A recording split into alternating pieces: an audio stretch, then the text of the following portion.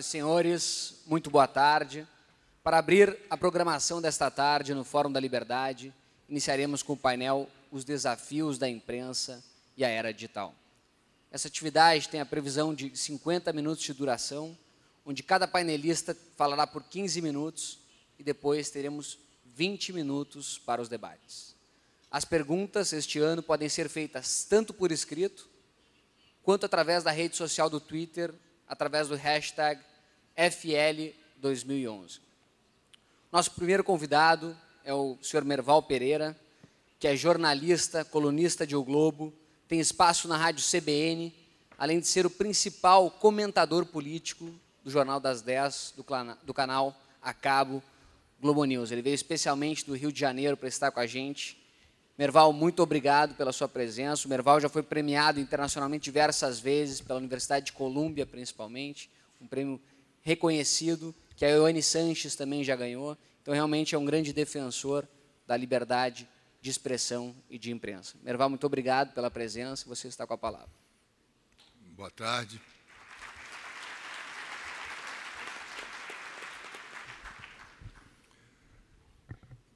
Bom, a maior influência hoje na imprensa brasileira continua sendo a da cultura anglo-saxônica.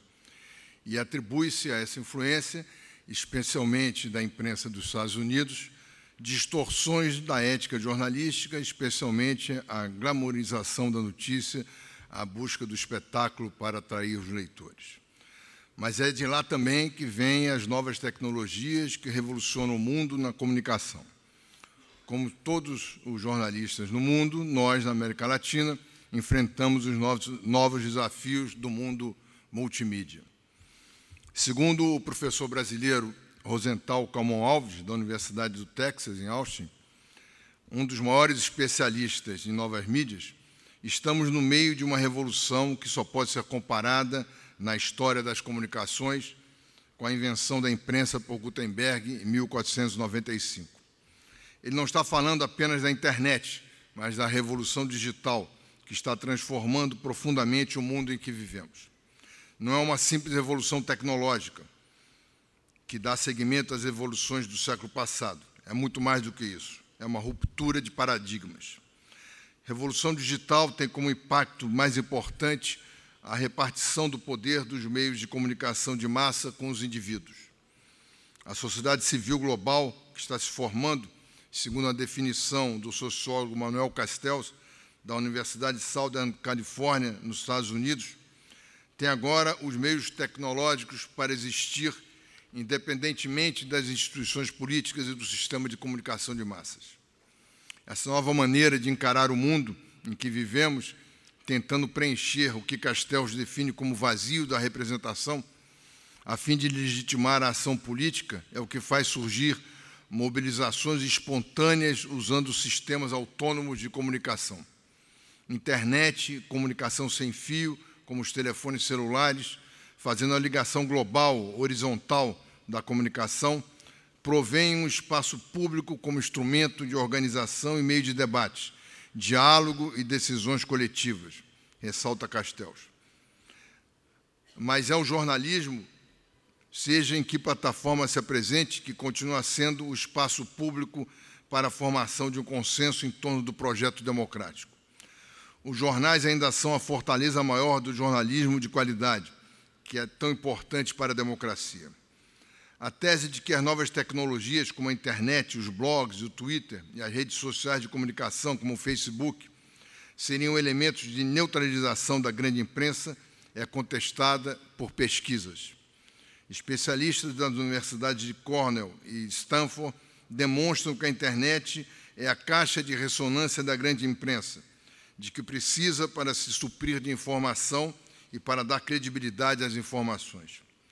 Não é à toa que os sites e blogs mais acessados, tanto nos Estados Unidos quanto no Brasil, são aqueles que pertencem a companhias jornalísticas tradicionais, já testadas na árdua tarefa de selecionar e hierarquizar informação. O jornalismo profissional tem uma estrutura, uma série de regras, uma deontologia, uma forma profissional de colher e checar informações que a vasta maioria dos blogueiros não tem, define Rosenthal. A crise do jornalismo e o assédio dos investidores às companhias de comunicação fragilizadas pela competição com as novas tecnologias provocou no filósofo alemão Jürgen Habermas o temor de que os mercados não façam justiça à dupla função que a imprensa de qualidade, segundo ele, até hoje desempenha: atender à demanda por informação e formação sem comprometer taxas de lucro aceitáveis. Em um texto recente, intitulado O Valor da Notícia, Habermas ressalta que um estudo sobre fluxo de comunicação indica que, ao menos no âmbito da comunicação política, ou seja, para o leitor enquanto cidadão, a imprensa de qualidade desempenha um papel de liderança. O noticiário político do rádio e da televisão depende em larga escala dos temas e das contribuições provenientes do que chama de jornalismo argumentativo. Sem o impulso de uma imprensa voltada para a formação da opinião, capaz de fornecer informação confiável e comentário preciso, a esfera pública não tem como produzir essa energia, diz Habermas, para em seguida sugerir que, assim como em relação ao abastecimento de gás, eletricidade ou água, o Estado seria igualmente obrigado a prover essa outra espécie de energia, sem a qual o próprio Estado democrático pode acabar avariado. Para Habermas, o Estado não comete nenhuma falha sistêmica quando intervém em casos específicos para tentar preservar esse bem público que é a imprensa de qualidade. Mesmo que a intenção tenha sido das mais louváveis, a proposta de Habermas foi amplamente rejeitada com a argumentação generalizada de que a definição de jornalismo de qualidade não pode ser de um órgão estatal e, sobretudo, pelo temor de que o Estado interfira na liberdade de imprensa e torne dependentes os veículos beneficiados por seus subsídios. Na América Latina, enfrentamos um problema já superado na maioria dos países democráticos: a tentativa de restringir a liberdade de expressão. Como os senhores estão acompanhando, espalha-se pela região um movimento de contenção da liberdade de imprensa em diversos países, como a Venezuela, Argentina, Bolívia, Equador, onde televisões, rádios e jornais vão sendo fechados sob os mais variados pretextos, e muitos outros são ameaçados com diversas formas de pressão, seja financeira, seja através de medidas judiciais. No Brasil, uma democracia amadurecida, somos uma exceção em um continente cada vez mais dominado por governos autoritários ou simples ditaduras. Apesar disso, aqui também enfrentamos ameaças à liberdade de expressão. No início do governo Lula, tivemos que lutar contra a criação de várias agências oficiais. A Agência Nacional de Cinema e Audiovisual daria poderes para o governo interferir na programação de televisão e direcionar o financiamento de filmes e toda a produção cultural para temas que estivessem em sintonia com as metas sociais do governo. O Conselho Nacional de Jornalismo teria a finalidade de controlar o exercício da profissão e poderes para punir, até mesmo com a cassação do registro profissional, os jornalistas que infringissem normas de conduta que seriam definidas pelo próprio Conselho. Hoje, os mesmos grupos políticos continuam empenhados em aprovar novos tipos de cessamento à liberdade de imprensa no país, sob o pretexto de exercer um controle social sobre os meios de comunicação. Vários estados já estão aprovando a criação de conselhos para acompanhar os meios de comunicação. E a mais recente reunião da executiva do Partido dos Trabalhadores decidiu que uma das prioridades do partido que está no governo é o que chamam, paradoxalmente, de democratização da comunicação. A nova presidente, Dilma Rousseff, ao assumir o governo, tirou a prioridade desse tema da frente do seu projeto de governo. E o ministro Paulo Bernardo, das Comunicações, já disse que vai debater muito o assunto até chegar a uma conclusão, mandou rever toda a legislação que havia sido aprovada no governo anterior. Isso não quer dizer, no entanto, que estejamos livres de ter que debater e ter que lutar contra uma legislação autoritária em relação à imprensa no Congresso Nacional. Há a grande vantagem inicial de que o governo não tem esse assunto de controle da informação como prioridade, mas não há uma garantia de que este assunto não seja ressuscitado ou na primeira crise que houver, ou mesmo por pressão desses grupos petistas mais empenhados no controle de informações. Há também no Brasil uma legislação retrógrada que permite a censura prévia e uma prática cada vez mais perversa de pressionar financeiramente os meios de comunicação com processos sob os mais variados pretextos. É disseminada pelos adeptos do governo, os adeptos dessa tese mais radical, uma tentativa de desacreditar os meios de comunicação na suposição de que a opinião pública representa apenas a elite da sociedade e não os cidadãos de maneira geral. A opinião pública surgiu no fim do século XVIII, através principalmente da difusão da imprensa, como maneira de a sociedade civil nascente se contrapor à força do Estado absolutista e legitimar suas reivindicações no campo político. Não é à toa, portanto, que o surgimento da opinião pública está ligado ao surgimento do Estado moderno. Nunca é demais relembrar o grande jornalista americano Jack Anderson, considerado o pai do jornalismo investigativo, segundo quem a necessidade da imprensa ocupar um lugar antagônico ao governo foi percebida com clareza pelos fundadores dos Estados Unidos e, por isso, tornaram a liberdade de imprensa a primeira garantia da Carta dos Direitos. Sem liberdade de imprensa, sabiam, as outras liberdades desmoronariam, porque o governo, devido à sua própria natureza, tende à opressão.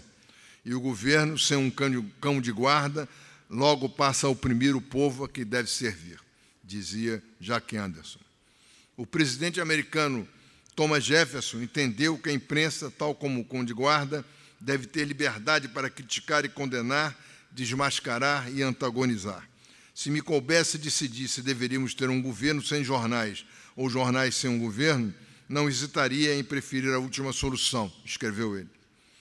Esse embate entre os meios de comunicação e os governantes nos leva à discussão da ética na política, em que se sobressai a distinção, na clássica definição do sociólogo alemão Max Weber, no livro A Política como Vocação, entre a ética da convicção dos princípios morais aceitos em cada sociedade e a ética da responsabilidade, que prevaleceria na atividade política. O filósofo Norberto Bobbio, na sua Teoria Geral da Política, alerta que nenhuma das teses que existem para justificar a disparidade entre a ética da sociedade e da política considera que o objetivo da ação política seja o poder pelo poder. Bobbio ressalta que, no final da longa estrada, que para o próprio Maquiavel, a ação política que esteja fora do código moral ao qual está submetido o comum dos mortais só se justifica se tem por fim as coisas grandes. A corrupção, que está no centro de toda disputa sobre moral na política, não encontra respaldo em teorias, adverte Bobbio, mas sempre é possível justificar uma ilegalidade com uma grande causa. O próprio Max Weber, embora considere a ética da responsabilidade típica da política, diz que na ação de um grande político, a ética da convicção e a ética da responsabilidade não podem dissociar-se. Então, o papel da imprensa cada vez mais é importante para garantir a democracia, o surgimento desses novos, essas novas ferramentas tecnológicas, em grande parte, não significa coisa nenhuma com relação ao jornalismo. Nós vimos agora nas revoltas dos países árabes o uso pesado do Facebook, do Twitter, para conclamar a população a se rebelar e convocar reuniões no Egito, na Praça Tahrir e tal. Mas isso não tem nada a ver com jornalismo. Isso é uma possibilidade que as novas tecnologias proporcionam ao cidadão de se comunicar em tempo real e de se mobilizar mais. Mas é uma tecnologia como outra qualquer, como antes foi o telefone, antes de ter telefone sem fio celular, né? Então, esses instrumentos novos não têm nada a ver com o jornalismo. Não há nada que contraponha ou que diga que a ascensão do Facebook, do Twitter, da internet, coloque o jornalismo em segundo plano. Porque o jornalismo, em qualquer plataforma que venha a ser usada, o iPad, o iPhone, qualquer, mesmo a internet, depende da credibilidade da notícia e depende de quem faz a notícia. Há uma dificuldade muito grande de separar opinião pessoal de informação. E o que as grandes empresas jornalísticas fazem é fornecer informações críveis, checadas e com a chancela de um nome que tem tradição de informar corretamente. A credibilidade da informação é que está em jogo com a internet. E a internet é um meio de divulgar informações poderosíssimo, mas é um meio também de divulgar boatos de maneira muito mais rápida do que existia antes no boca a boca. Então, é preciso ter uma âncora na internet, e essas âncoras são exatamente as grandes empresas jornalísticas que se empenham há anos em se estruturar para fazer que a informação correta chegue ao leitor, ao cidadão. Então, acho que é um engano achar que os jornais, revistas vão desaparecer por causa das novas mídias. Mesmo que desaparecesse o jornal impresso, coisa que não vai acontecer, você ler o jornal no iPad é exatamente a mesma coisa. Você está folheando o jornal de uma maneira diferente, mas é o jornal de como a gente conhece. E mesmo que desaparecesse o jornal como a gente conhece no formato físico, o importante são as informações que o jornal divulga, e não o papel físico nele mesmo. Então, eu acho que o importante é a credibilidade do órgão de informação e não o meio em que a informação é transmitida. Muito obrigado.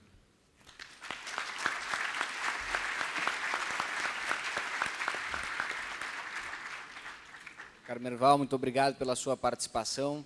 Vamos dar seguimento ao painel. Gostaria de convidar o Dr. Guilhermo Zuloaga, que veio especialmente da Venezuela, para fazer uso da palavra. Ele é presidente e acionista majoritário da Globovision, da Venezuela, se tornou um símbolo internacional da liberdade de imprensa para manter a independência da Globovision, em face da perseguição severa que vem sofrendo por parte do governo de Hugo Chávez. Atualmente, ele está exilado nos Estados Unidos, mas ele possui também doutorado em Direito pela Universidade Católica Andrés Bello de Caracas, onde recebeu em 2010 o Prêmio Liberdade de Imprensa da Sociedade Interamericana de Imprensa. Dr. Guilherme, é uma honra para nós recebê-lo aqui. Muito obrigado pela sua importante presença e o senhor está com a palavra.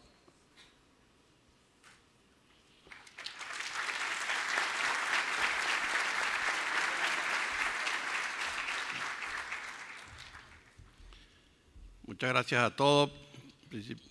Quería agradecer también al señor Felipe Quintana por esta invitación y que estoy, la verdad, gratamente impresionado por lo joven que veo que es todos los miembros del directivo de este foro y las personas asistentes aquí, lo cual creo que eso representa pues una garantía de que se siga luchando por las libertades básicas, entre ellas está la libertad de expresión.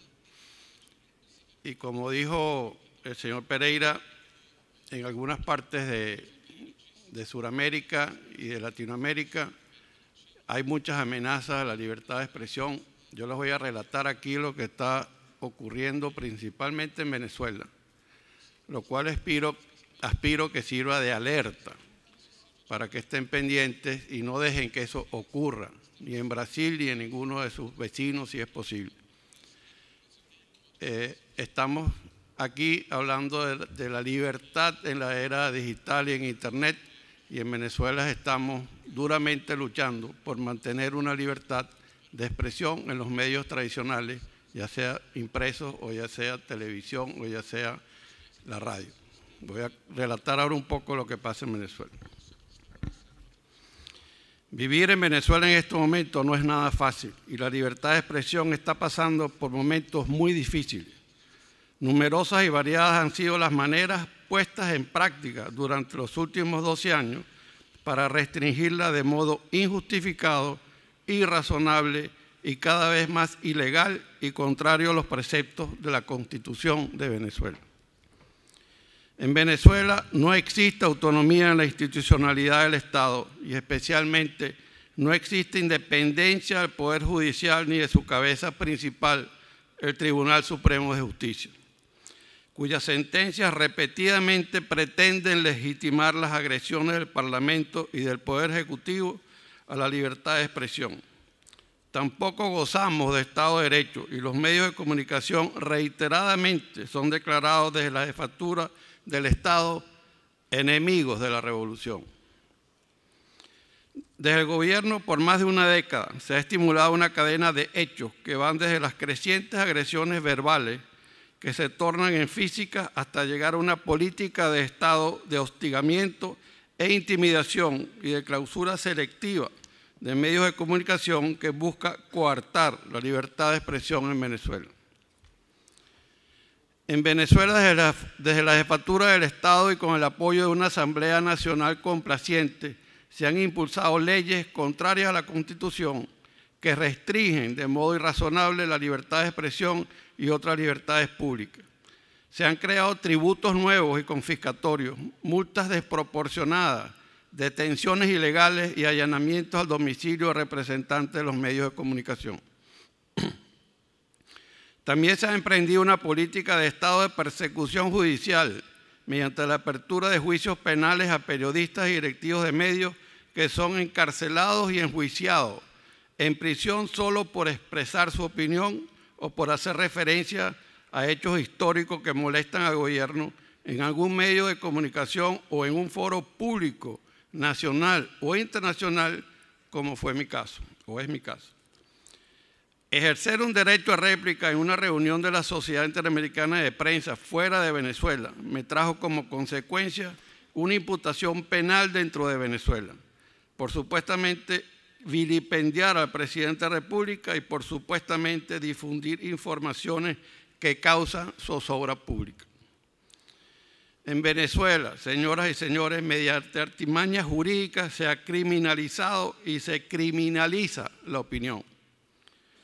Estas persecuciones penales están fundamentadas en un código penal originalmente promulgado en 1926, pero reformado por el gobierno del presidente Chávez en diciembre del 2004, con el deliberado propósito de criminalizar la disidencia política en Venezuela. Esta reforma despertó polémica en diversos sectores de la sociedad venezolana, ya que según ella toda opinión, disidencia o manifestación hecha en público o en privado en contra de algún funcionario público es considerada una ofensa grave que se paga con prisión de al menos 6 meses. Además, se crearon nuevos delitos como obstaculizar la vía pública o causar pánico por cualquier medio, ambos castigados con prisión de al menos 2 años.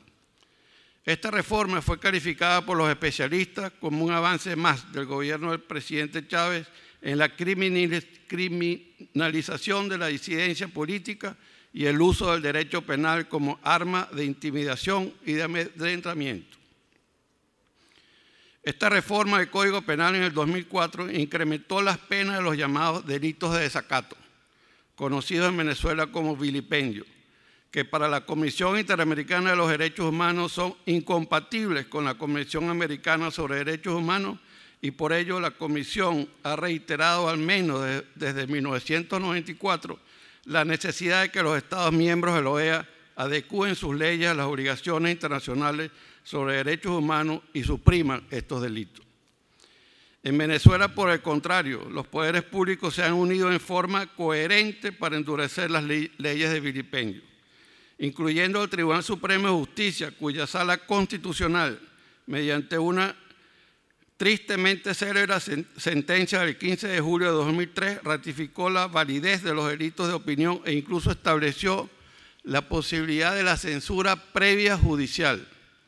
Las expresiones, argumentos y decisiones contenidas en esta sentencia contravienen la Convención Americana sobre Derechos Humanos, la doctrina de la Comisión Interamericana de Derechos Humanos y la jurisprudencia de la Corte Interamericana de Derechos Humanos.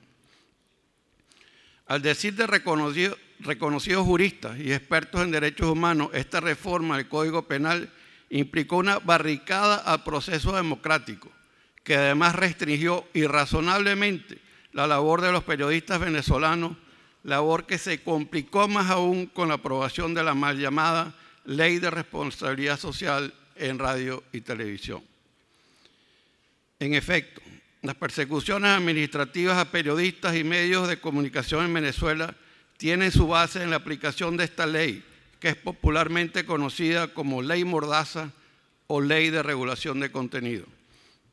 Esta ley también fue aprobada en 2004 y modificada en diciembre del año pasado con el propósito de establecer tributos y multas aún más represivas, pero sobre todo para incidir en restricciones a los medios electrónicos, es decir, para restringir la libertad de expresión en portales electrónicos, redes sociales y otros medios de Internet. En efecto, en esta reforma se prohíbe difundir a través de teléfonos, computadoras y cualquier otro medio electrónico mensajes que fomenten zozobra en la ciudadanía, desconocen a las autoridades legítimamente constituidas o inciten o promueven el incumplimiento del ordenamiento jurídico vigente. La ambigüedad de estas disposiciones pretende restringir en Venezuela, incluso a través de Internet, la difusión de informaciones sobre los crímenes que ocurren en Venezuela, porque supuestamente le causan zozobra a los ciudadanos. Pretende restringir también las críticas que se han hecho a la designación al margen de la ley de gobernantes y de magistrados en el Tribunal Supremo, porque ello supuestamente implica un desconocimiento de la autoridad.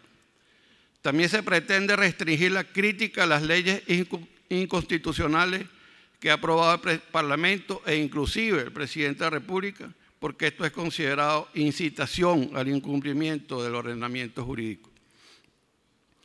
Adicionalmente, esta reforma legislativa permite al gobierno ordenarle a los medios electrónicos que se abstengan de difundir mensajes de terceros que infrinjan la ley o hace recaer en estos proveedores la obligación de establecer mecanismos que permitan restringir la difusión de mensajes prohibidos, lo que es totalmente contrario al artículo 13 de la Convención Americana de Derechos Humanos y el artículo 57 de la Constitución venezolana, que explícitamente prohíben la censura previa de las informaciones y de toda expresión. Todas estas normas, unidas a la interpretación sesgada y manipulada de la Ley Orgánica de Telecomunicaciones, también reformada en diciembre de 2010, fueron la base para clausurar el funcionamiento de una estación de televisión y 34 emisoras de radio, todas independientes. También ha sido la base para fomentar la autocensura en los medios independientes, que en mi opinión es la peor de la censura. Este permanente hostigamiento y restricciones indirectas a la libertad de expresión le ha servido al gobierno para consolidar la hegemonía comunicacional anunciada y perseguida por el presidente Chávez. Ciertamente, cifras del Instituto de Investigaciones de la Comunicación de la Universidad Central de Venezuela revelan la hegemonía mediática que ejerce el gobierno, el cual controla 7 estaciones de televisión con alcance en todo el país, incluida Telesur, que tiene cobertura en el continente americano. Controla 35 estaciones de radio, incluyendo la Radio Nacional de Venezuela, 231 estaciones comunitarias en FM, 73 medios impresos y más de 110 páginas web, el satélite Simón Bolívar y la Compañía de Teléfonos de Venezuela. Mientras el Estado consolida su hegemonía comunicacional, no cesan las acciones en contra de los medios independientes. Desde 2002 hasta el presente se han contabilizado 582 casos y 1.067 víctimas de agresiones a periodistas, camarógrafos, asistentes, reporteros gráficos, etc. Solo en el 2010 se registraron 170 casos de agresión con cerca de 300 víctimas afectadas. Un ejemplo destacado es la agresión del vicepresidente ejecutivo, Elías Jagua, a un reportero de nuestro canal, Globovisión, quien hacía preguntas al vicepresidente sobre la situación de los damnificados por las lluvias. En vez de responder las preguntas como es deber de todo funcionario público, el vicepresidente optó por empujar y agredir al reportero, incluso delante de las cámaras y, por supuesto, protegido por muchos funcionarios policiales. Otro procedimiento empleado por el gobierno como política de Estado para coartar la crítica política en los medios de comunicación es la asignación selectiva y discriminatoria de la publicidad oficial, que ha sido y es cuantiosa durante estos 12 años y ha sido utilizada para castigar a los medios independientes críticos de la gestión gubernamental y para recompensar a los medios privados que tienen líneas editoriales dóciles al gobierno. Definitivamente en Venezuela actual, el atreverse a ser crítico trae sus consecuencias. Uno de los medios independientes, el más emblemático, cuya transmisión fue clausurada por el gobierno de Venezuela, es Radio Caracas Televisión, RCTV. La estación más antigua de Venezuela y con mayor cobertura territorial, que desde el inicio del gobierno de Chávez se distinguió por mantener una política editorial independiente. Además de ser clausurada y sustituida por una estación de televisión pública, RCTV fue despojada de todos sus equipos de transmisión sin indemnización alguna. Sus equipos fueron asignados arbitrariamente a la nueva estación de televisión y todo esto amparado por una medida cautelar otorgada por el Tribunal Supremo de Justicia. No conforme con esto, el año pasado el gobierno reformó las normas técnicas de la televisión por suscripción para impedir que RCTV pudiera ser transmitida por la televisión por cable. A todo lo anterior se suma que la multitud de medios de comunicación en manos del Estado, financiados con los fondos públicos, son utilizados sin pudor alguno en promover la imagen de Hugo Chávez y su modelo ideológico y en difamar a dirigentes políticos de oposición, a medios de comunicación independientes, a periodistas y cualquier ciudadano que discrepe de la gestión gubernamental. Todo esto forma parte de lo que hemos llamado la franquicia Chávez, que ha pretendido extenderse a otros países como Bolivia, Ecuador y Nicaragua. Un modelo neosocialista y anti-Estados Unidos que bajo la dirección de Hugo Chávez quiere consolidar en Venezuela un Estado socialista comunal y centralizado, cuyos fundamentos y valores son manifiestamente contrarios a los que inspiran el modelo de Estado constitucional de derecho previsto en la Constitución de Venezuela. Un modelo que con el falso pretexto de garantizar los derechos sociales de los venezolanos y respeta la propiedad privada, la libertad económica y los derechos civiles de los ciudadanos y en su lugar promueve la estatización de todos los sectores productivos del país y la centralización del poder político en el jefe del Estado. A este modelo de Estado socialista, comunal y centralizado le disgusta la libertad de expresión, la libertad de información en los medios de comunicación independientes. Es por ello que desde la jefatura de Estado se ataca y se amedrenta a los medios de comunicación independientes.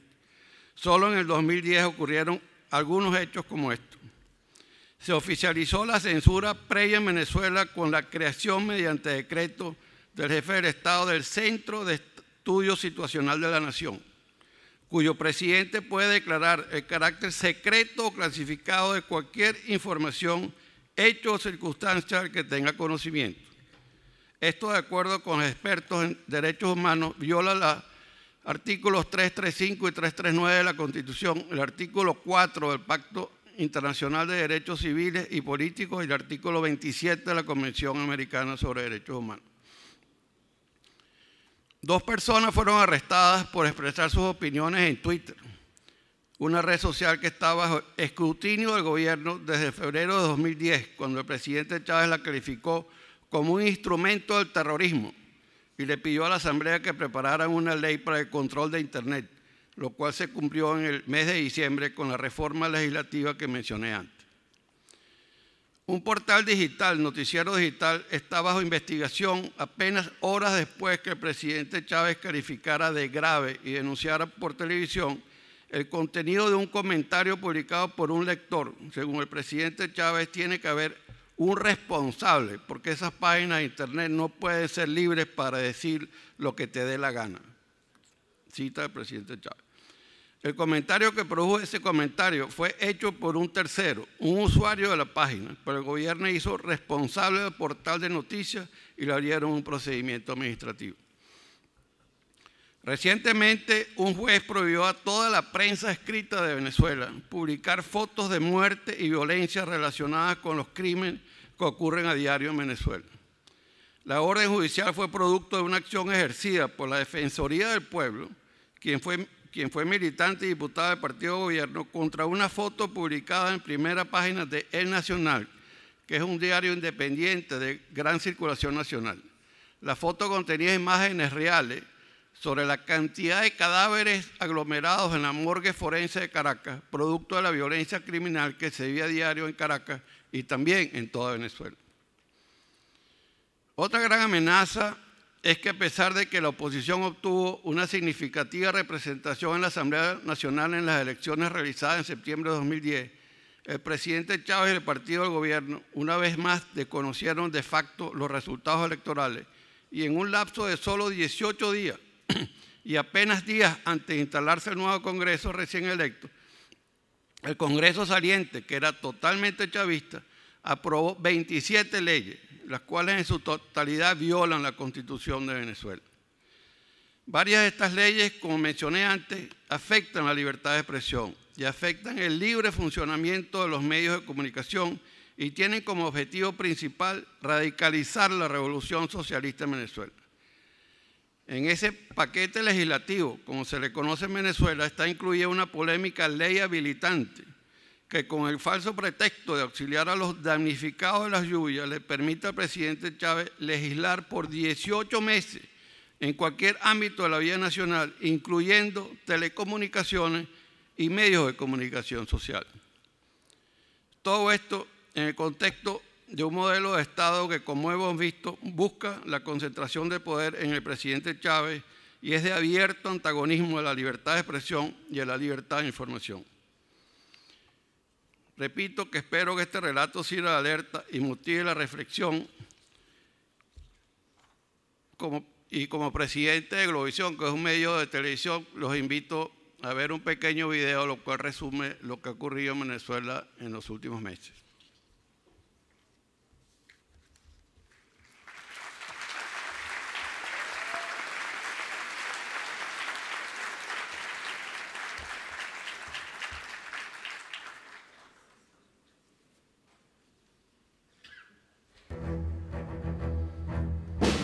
El 17 de agosto de 2010, se impone una prohibición a la prensa escrita venezolana.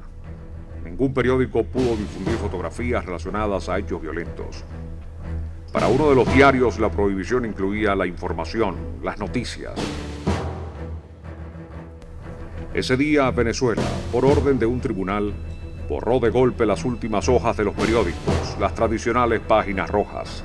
Ese día, las muertes violentas, los crímenes de un país desaparecieron por orden judicial. La causa, esta fotografía, tomada en la medicatura forense de la capital. Gráfica que da cuenta de los altos niveles de violencia que se registran en este país suramericano. El mundo reaccionó. Las relatorías de libertad de expresión de la OEA y la ONU calificaron la medida de censura previa. Y la noticia fue titular durante una semana en todo el hemisferio. La prohibición se levantó parcialmente y sigue vigente. Actualmente, sobre los periódicos señalados cursa una averiguación penal. La vía judicial está siendo utilizada como arma contra la libre expresión. Particulares están siendo procesados, enjuiciados por emitir una opinión. Osvaldo Álvarez Paz, exgobernador del estado Zulia, estuvo detenido por rendir declaraciones en televisión. Guillermo Zuluaga, presidente del canal de noticias Globovisión, también fue privado de su libertad por exponer su punto de vista en una reunión de la Sociedad Interamericana de Prensa. Antonio Rivero, general retirado del ejército venezolano, quien denunció presuntas irregularidades dentro de la Fuerza Armada, es actualmente procesado por injuria. Recientemente, lo expresado por algunas personas en las redes sociales específicamente en Twitter, los llevó a prisión. En julio de 2010 la policía detuvo a 2 venezolanos por difundir mensajes que presuntamente habrían atentado contra la estabilidad del sistema bancario. Están actualmente fuera de prisión, pero bajo una averiguación penal. A estas medidas que llevan a particulares a los tribunales penales de la República, ahora se le suma una nueva regulación oficial. En Venezuela, se creó a través de un decreto el Centro de Estudio Situacional de la Nación, una oficina que establecerá controles sobre el libre flujo de información. Ahora una noticia puede ser considerada información clasificada. En Venezuela ya existe la censura oficial a partir del 1 de junio de este año, 2010. Una dependencia gubernamental que violaría el derecho a la información. El rechazo internacional no se hizo esperar. Estamos al tanto de que ONGs han expresado su preocupación por la libertad de expresión en general, poniendo como ejemplo que Human Rights Watch llamó al gobierno venezolano a cerrar una recién creada oficina porque permite a la administración Chávez amplios poderes para limitar la libertad de expresión y el debate público. El Ejecutivo Nacional ejerce cada día más control sobre los medios de comunicación en Venezuela. El máximo ente regulador de las telecomunicaciones pasó a estar adscrito a la Vicepresidencia de la República. Mientras que el gobierno suma nuevos medios de comunicación, se prohíbe definitivamente la transmisión en Venezuela de Radio Caracas Televisión y decenas de emisoras de radio salen del aire. Pero no es suficiente. Ahora se coloca en la mira a otros medios para tomar su concesión. Es el caso del primer canal público de la televisión venezolana, llamada Vale TV, actualmente en manos de la Iglesia Católica. Bueno, para recuperar ese canal y ponerlo a la orden del pueblo, de las comunas, de las comunidades. Y es que la adquisición, toma o creación de medios de comunicación trae otros beneficios al gobierno. Vea el comportamiento de los canales de televisión oficiales durante la campaña para elegir a los diputados de la Asamblea Nacional. Y bueno, en esta gran caravana, en esta gran movilización, una marea roja que sin duda alguna pues muestra de manera contundente el apoyo que le da los habitantes de esta populosa parroquia a los candidatos del pueblo, a los candidatos de la revolución. El presidente de la República, en campaña a favor de sus candidatos, recorrió el país utilizando recursos del Estado y los medios oficiales. ¿Quién puede negarme a mí que soy un revolucionario, que soy presidente además del Partido Socialista Unido de Venezuela, que soy lo que soy, a que me encarame en un carro con ustedes y dé unas vueltas por Maracaibo? ¿Quién me lo puede negar? Pero es clarito en la normativa electoral que en el uso de su atribución como jefe de Estado o de gobernador o de alcalde no pueden promover candidaturas. Aquí está el presidente de la República, también en un acto de gobierno, y oigamos lo que nos dice el ciudadano presidente. Ahí están nuestros candidatos. Y ustedes conocen los candidatos de la contrarrevolución del capitalismo. Pues escoja cada quien. Son candidatos activos de un partido político, no son funcionarios públicos, y están en una cadena nacional donde se utilizan los recursos públicos y donde se transmite encadenados todos los medios de comunicación de manera obligatoria. Durante los pasados comicios hay otro episodio que comentar. En la rueda de prensa, después de anunciados los resultados electorales, la pregunta de una corresponsal internacional de Radio Francia habría incomodado al primer mandatario nacional. Para muchos, sobre todo aquellos que nos escuchan en otros países, es difícil de entender que obteniendo casi el mismo número de votos que el Partido Socialista Unido de Venezuela, la oposición haya alcanzado 37 escaños menos que el PSUV. Mentiras que ustedes transmiten, pero sin rumor, y después no responden. Tu pregunta a mí me deja ver que ignoras un poco de cosas, ¿no? Te sugiero que tú investigues un poco más, porque esa pregunta está hecha como gelatinosa, no tiene fundamentación lógica. O sea, pareciera que tú ignoras totalmente lo que aquí pasó. Yo no te estoy diciendo ignorante a ti. No manipules. Radio Francia Internacional y organizaciones de protección al ejercicio del periodismo respaldaron la pregunta formulada por la comunicadora. Organizaciones de derechos humanos han contabilizado más de 800 ataques y agresiones a periodistas, camarógrafos, fotógrafos. Los ataques incluso son protagonizados por las máximas autoridades. En este caso, por el propio vicepresidente de la República. ¿Van a desalojar a la gente? No te voy a declarar ahorita. ¿Cuándo va a haber declaraciones? Cuando yo quiera. Yo tengo derecho como fue. Claro, pero usted está haciendo una inspección. El periodismo y la comunicación libre y plural sigue en pie. Y es por eso que los ojos del mundo ven con claridad lo que continúa pasando en nuestro país.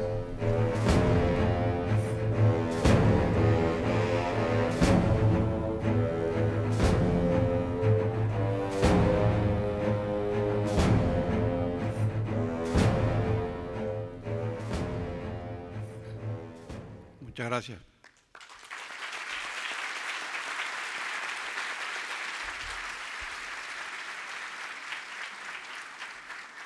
Doutor Guilherme Zuluaga, muchas gracias. Vamos passar diretamente para as perguntas. Recebemos diversas perguntas da nossa plateia e também enviadas pelo Twitter.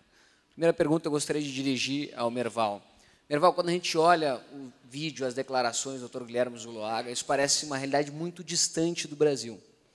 Entretanto, se a gente começa a analisar, o Brasil possui algumas características similares. Hoje, no Brasil, o Poder Executivo tem mais poder do que os demais poderes, a União Federal concentra mais poderes que os demais entes federativos, nós temos a censura prévia no nosso judiciário, nós temos inúmeros ataques à propriedade privada no Brasil, como está ocorrendo agora algumas invasões. Nós temos o uso indevido, muitas vezes, da publicidade governamental, e nós temos também a participação do Estado em diversas empresas privadas, inclusive, recentemente, o episódio da Vale, onde o governo tirou o principal executivo da empresa.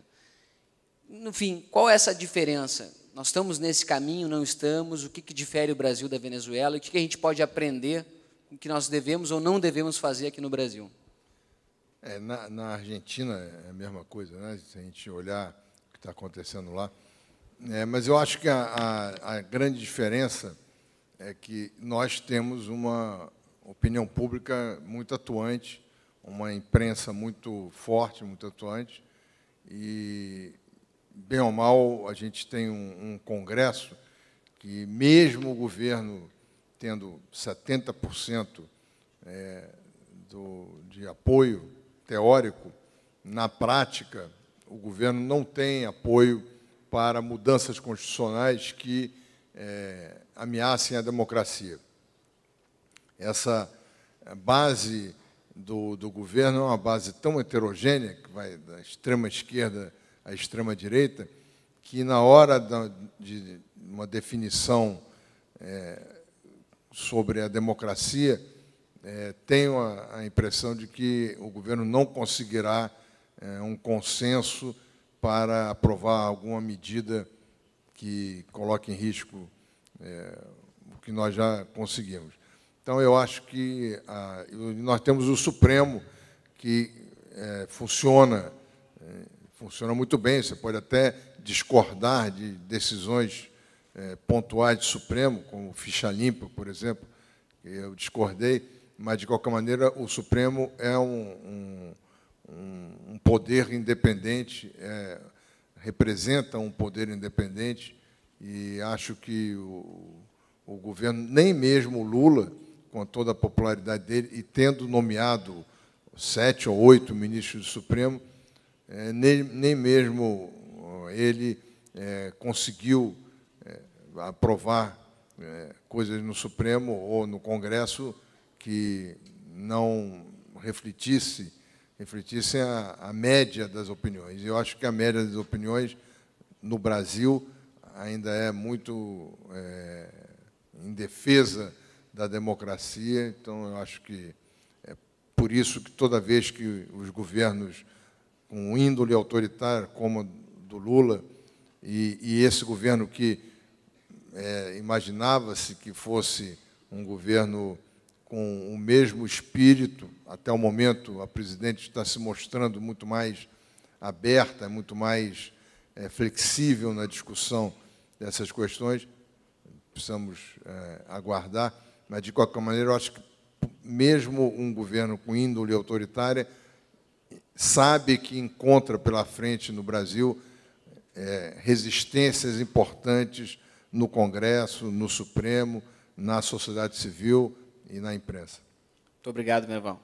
Doutor Guilherme Zuloaga, infelizmente, esse movimento que ocorreu na Venezuela, terrível, vem acontecendo em outros países da América Latina. Sabemos do caso da Argentina, citado pelo Merval, Equador, Bolívia.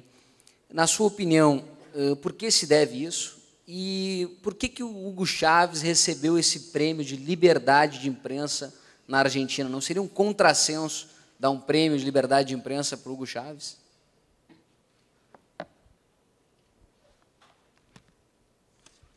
Yo creo que el premio Hugo Chávez es un tremendo contrasentido. Yo he dicho por ahí que creo que Hugo Chávez se merece el premio Libertad de Prensa, tanto como Muammar Gaddafi se merece el premio Nobel de la Paz.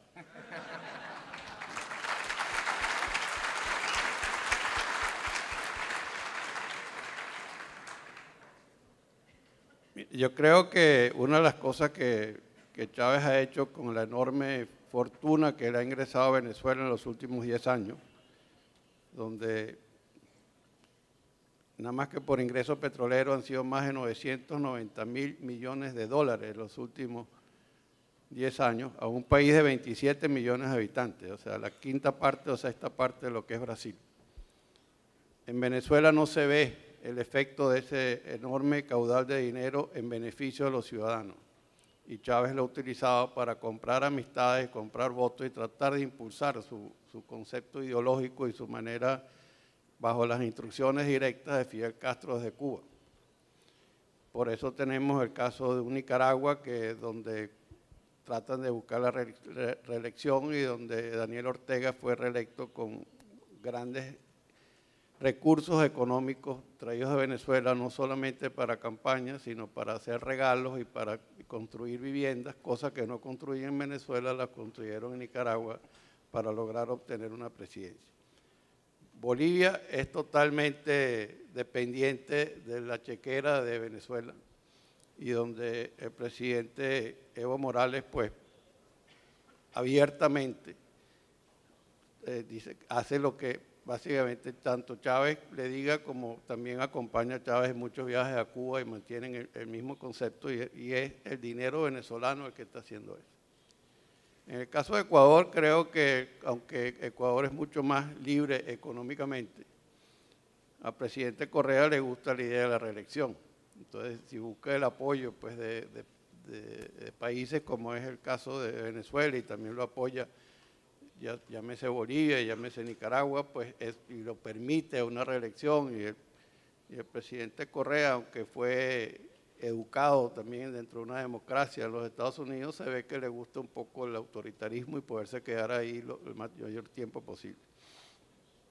Y Argentina sabemos, pues Argentina estuvo viviendo unos momentos económicamente muy difíciles, donde Venezuela de repente sin que se enterara ni el Congreso Nacional, ni el gobierno venezolano compró más de 3.000 o 4.000 millones de dólares en bonos argentinos de una sola decisión, bonos que después fueron vendidos en el mercado internacional, pero para poderlos vender los argentinos fueron acompañados de un bono de Venezuela, o sea que hicieron un soporte y un apoyo económico grande. Y yo creo que ese gran apoyo pues es lo que recibieron los Kirchner en Argentina, les permitió también consolidar su gobierno. En el caso de Argentina fue descarado un caso que nosotros llamábamos el caso del maletín, donde fueron funcionarios de la compañía Petróleos Venezuela, con un maletín que encontraron uno con $800.000 en billetes, que iba para el financiamiento directo de la presidenta Kirchner, cosa que fue declarada y aceptada en los tribunales de Estados Unidos, pero en Venezuela nunca se ha tocado ni se ha podido llevar a juicio ese caso como tal. Y yo creo que el premio Libertad de Expresión es un mero gesto de agradecimiento a esa actitud favorable de Chávez hacia los Kirchner. Y ahora lo que es peligroso es esa actitud que se vaya propagando y que se vaya. Y yo creo que dentro de lo que decía el señor Pereira, creo que es bien importante no solamente la preocupación por los presidentes, sino el mantener instituciones fuertes e independientes. Las instituciones son las que defienden de verdad los derechos humanos, los derechos de la libertad y los derechos de los ciudadanos. Es su función y su responsabilidad. porque a veces los presidentes no piensan igual, pero si perdemos las instituciones, que es el caso de Venezuela, perdemos todo. Muito obrigado, muitas graças. Merval, eu me recordo que durante a campanha eleitoral do ano passado você comentou sobre o processo de infantilização do eleitorado, chamar os políticos de pai, de mãe. Existe esse processo também com o cidadão, essa tutela excessiva do Estado que vem crescendo cada vez mais.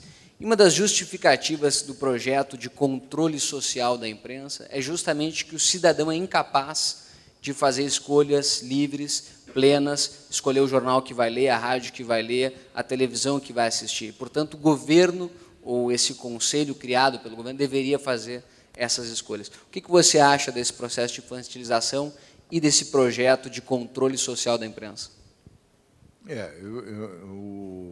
Bom, o projeto de controle social da imprensa é absurdo.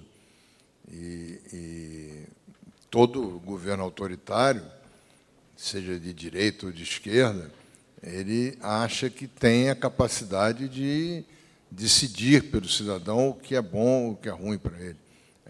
O governo autoritário é exatamente o governo que acha que sabe o que é melhor para o cidadão, para o país, para as instituições.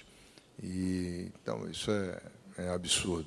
Agora, a infantilização do eleitor com todas essas proteções sociais, com essas bolsas e tal, isso é um processo realmente perigoso. O presidente Lula era um líder populista, com grande capacidade de se comunicar com o povo, e aí ele aproveitava essa capacidade para, em vez de orientar o povo, levar o povo para uma emancipação, ao contrário, né? O que o governo Lula fez foi não fazer as reformas estruturais do país e deixar a classe mais pobre dependente dos favores do governo, né?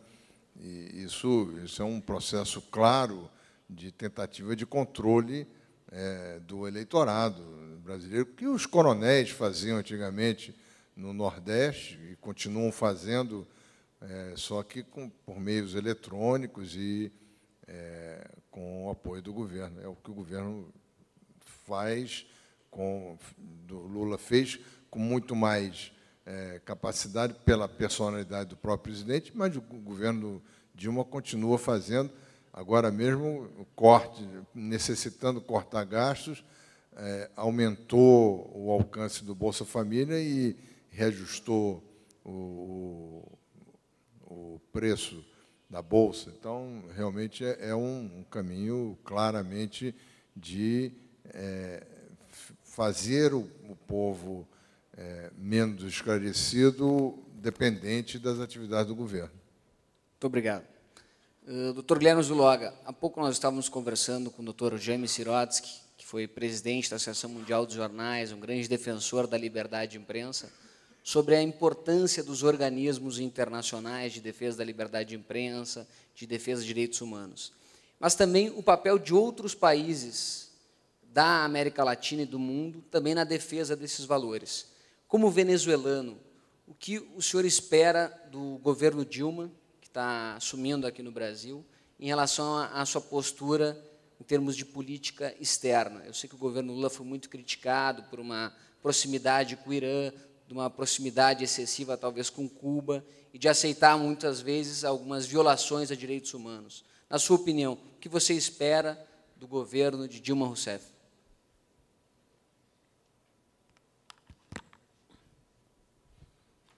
Yo primero que nada quería decirte que yo creo que el presidente Lula fue brillante en su relación con Venezuela.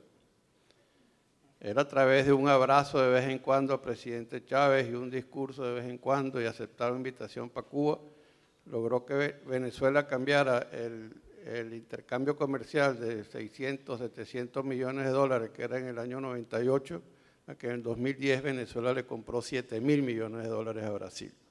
O sea que creo que la labor del presidente de Brasil le hizo muy bien el presidente Lula en su relación con el presidente Chávez, que le prometió el Mercosur y nunca se lo dio, pero ahí lo tuvo.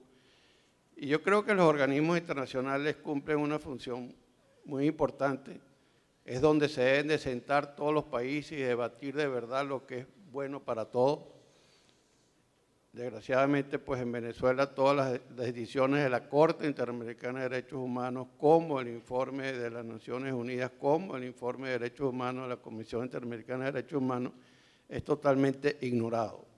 Pero el hecho de que sea ignorado no quiere decir que no hay cada vez mayor conciencia de lo que está ocurriendo en Venezuela, mayor conciencia de lo que ocurre en otros países igual, y esa conciencia y esa presión poco a poco va logrando de que o las cosas se enderecen o la población en general entiendan la diferencia entre el respeto a los derechos humanos o el irrespeto totalmente a ellos. Yo creo en los organismos internacionales, no es que los organismos internacionales le van a solucionar los problemas locales a los países, pero sí es un foro donde esse intercambio cumple uma função muito importante a nível mundial. Graças. Infelizmente, pelo adiantado da hora, vou ter que encaminhar a última pergunta, dirigida ao Merval Pereira. Nós recebemos diversas perguntas pelo Twitter da nossa plateia. Infelizmente, não deu tempo para fazer todas, mas, igual, eu acho que vale a pena a gente depois passar para os nossos painelistas.